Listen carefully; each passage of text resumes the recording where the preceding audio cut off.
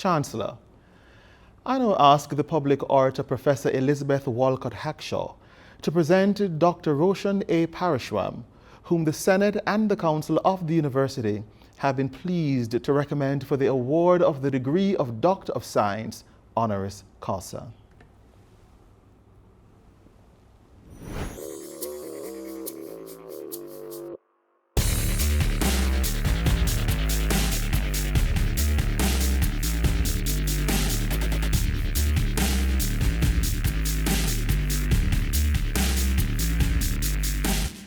Chancellor, how do you fight a war against an invisible enemy? How do you plan an attack when the theater of war is the very air we breathe? What is needed is a calm, clear-sighted, reassuring presence that belies a quietly brilliant, intrepid combatant within. In Dr. Roshan Parasram, we have what is required. First, do no harm, the Hippocratic oath that all physicians must take. I know no other way of saying this, Chancellor, but Dr. Parasram has taken this oath to heart. His life as a physician and public health practitioner converge to a focal point, the health of the population he so ably serves. Dr. Parasram has had 18 years as an experienced physician and 12 years as a public health practitioner. He has managed to achieve much in a short period. But was he always so incredibly focused? Chancellor, this is what I have learned. As a young boy at school, he was playful and easily distracted. He was always interested in science, loved to draw, and also played a lot of cricket. After graduating from Presentation College, Roshan got into the highly competitive University of the West Indies Faculty of Medical Sciences. He excelled at the UWI, achieving honors at Phase 1 examinations in biochemistry, anatomy, and pharmacology. He also received the Dr. Chapman Boyd Award for first place in family medicine. After graduating from the UWI, he was accepted into the prestigious London School of Hygiene and Tropical Medicine at the University of London, where he received his master's in public health in 2009.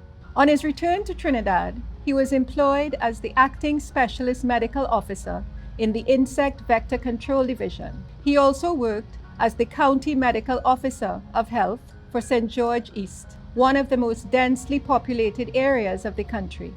As acting specialist medical officer, the lessons he learned fighting the dengue, chikungunya, and Zika viruses gave him knowledge and experience to wage the present crusade against the novel coronavirus. Chancellor, this may be Dr. Parasram's first pandemic, but it is not his first battle against an epidemic.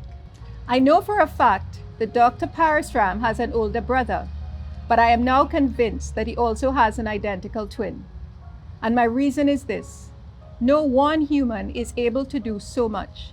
He is chairman of numerous boards that would take the rest of the day to list, including the Drug Advisory Committee, the Pesticides and Toxic Chemicals Boards, the National Dengue Integrated Management Committee, and the Interministerial Committee to respond to the threat of malaria. He is also a member of the World Health Organization's list of experts for malaria and on the Steering Committee of CARICOM Caribbean Cooperation in Health, Phase 4. Dr. Parasram's trajectory of outstanding accomplishments is what has brought us here today. He is the nation's physician, overseeing all health-related matters in Trinidad and Tobago.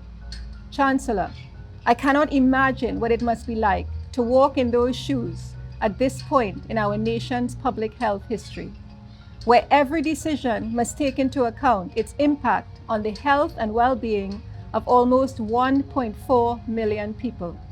This is not a job for the faint-hearted. And so, for the vigilant guidance, unwavering courage, and tremendous service to a nation, I present Dr. Roshan Parasram and ask that by the authority vested in you by the Council and Senate of the University of the West Indies, you confer on him the degree of Doctor of Science, honoris causa. By the authority vested in me by the Senate and Council of this university, I now confer upon you the degree of Doctor of Science, honoris causa, of the University of the West Indies. I now invite Dr. Roshan A. Parasram to address the company.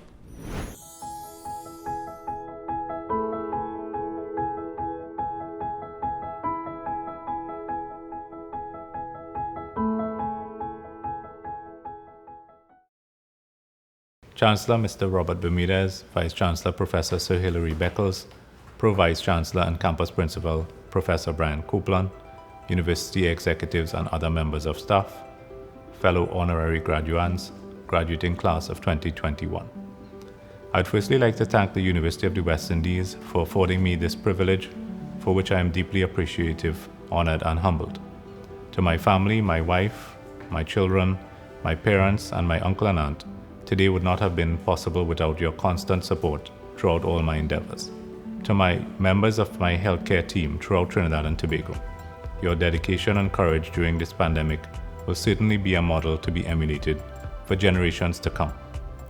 To the graduating class of 2021, I have thought long and hard about how best to use my brief time with you today. I have decided to share some advice as to what to expect when you enter the world of work. Most of you would have already been posted a few months ago, for the first time as veterinarians, pharmacists, dentists, physicians, optometrists, or nurses. Looking back at my own beginnings, it would have been useful to know what to expect, as at least for me, my expectation was far from the reality. Here are 5 suggestions as to how to approach your new career. 1. Treat your patients as you would treat yourself. Now more than ever, in this world filled with critics and cynics, there seems to be a renewed sense of hope and appreciation for the healthcare worker. Our patients come to us at their most vulnerable time. When they are in their hour of greatest need, they choose to seek healthcare above all other needs. Let us understand their frailty. Let us not betray their trust. Let us not disappoint them. Instead, be honest and kind and use the knowledge and skills you have fought so hard to attain to give the best advice and care that you can. No one can expect more of you. Treat each and every one of them as if he or she were your mother, your father, your sister, your grandmother, and I dare say in a manner which you would like to be treated, with compassion, fairness, dignity, and respect that each one of us deserve. Primum non nocere, and first do no harm, one of the most important excerpts from the Hippocratic Oath. 2. Be a team player. None of us can do these jobs on our own. We are part of a healthcare team in every sphere of life in order to succeed. You invariably have to be part of a team. Every member of that team should be treated as equal partners towards the pursuit of the optimal patient outcome, each one having an irreplaceable role. From the operating theatre to the boardroom, teamwork is the basis for positive outcomes.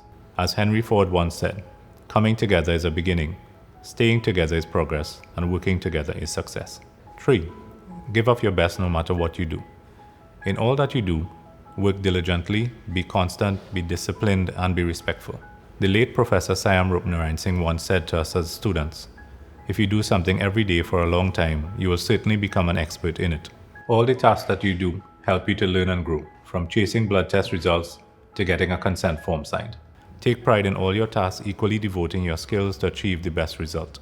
If we do all these things day after day, if we are diligent, disciplined, respectful, you will certainly become an expert in diligence, discipline, and respect. Of note, there is no such thing as a menial task. 4. Above all other virtues, have integrity. Integrity is doing the right thing even when no one is looking. C.S. Lewis. Most of us, inside of us, we have an innate ability to tell the difference between right and wrong. We feel it in our gut, it will keep us up at night. Do not find yourself in a position where your integrity comes into question.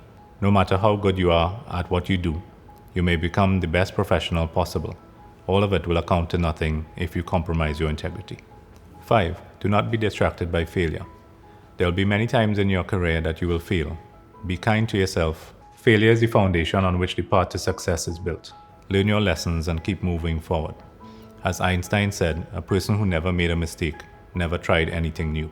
During my formative academic years, I was not exposed to literature or poetry to a great extent. As time went on, I became intrigued by literature and later by poetry. In my readings, I have come across the works of great men and women, but one poem stands out to me written by an English Nobel laureate in 1895. To me, it gives a blueprint for life. I wish I had found it earlier. If, by Rudyard Kipling. If you can keep your head when all about you are losing theirs and blaming it on you, if you can trust yourself when all men doubt you, but make allowances for their doubting too. If you can wait and not be tired by waiting, or being lied about, don't deal in lies, or being hated, don't give way to hating, and yet don't look too good nor talk too wise.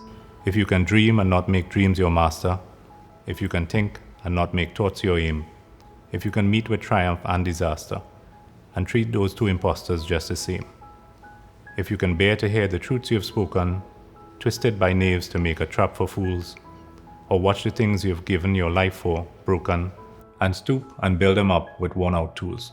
If you can make one heap of all your winnings and risk it on one turn of pitch and toss, and lose and start again at your beginnings, and never breathe a word about your loss. If you can force your heart and nerve and sinew to serve your turn long after you are gone, and so hold on when there is nothing in you except the will which says to them, hold on.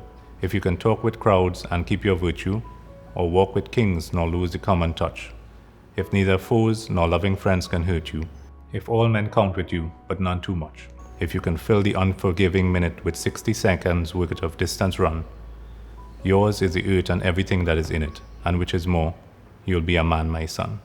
I hope it guides you through this uncertain world. Thank you, and I wish you all the success.